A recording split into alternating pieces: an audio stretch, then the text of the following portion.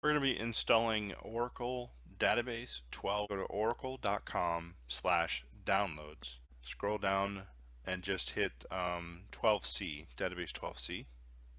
Okay, so we're going to click on Accept the License Agreement, and we're going to click on the, since it's Windows, we're going to do a Windows server. We're going to click on the Microsoft Windows x64. Once we've extracted the file, Oracle 12, double click on it, double click in database. So we're going to right click on our database and we're going to run as administrator.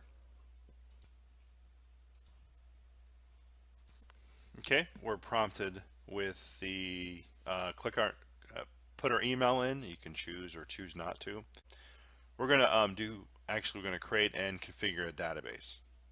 That's what we're actually going to be doing in this one. You can also do install the database software, and then you can upgrade an existing database. We're just going to create and configure a new database.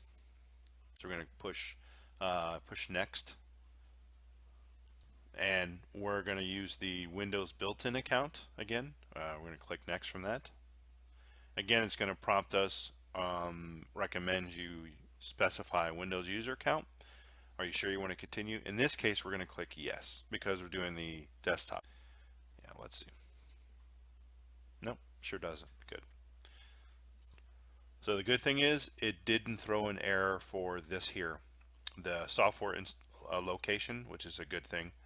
But it did throw an error for the global database name because I uninstalled it, or had one and uninstalled it.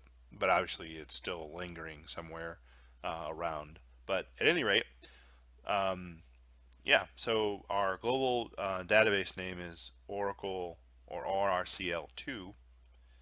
Scroll down, you'll see a lot of nice, you can do save response file if you want. We can put it in the desktop. We'll just put it anywhere, it's fine. And take note of this two things: the global database name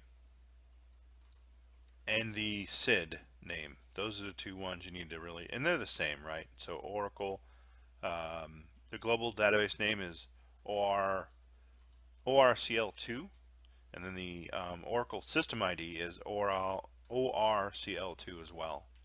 So that's take note of those two things. You're going to need them whenever you want to do SQL Plus or SQL Developer. Anyway, let's click install to install everything. That didn't take too long, did it? So it was successful. So this is the URL that you type in or you put into your browser. We can do as sysdba or not. Let's just click it as systemdba. Okay, awesome. We're in. So that's basically how to set up Oracle the local way, or the desktop class way, basically.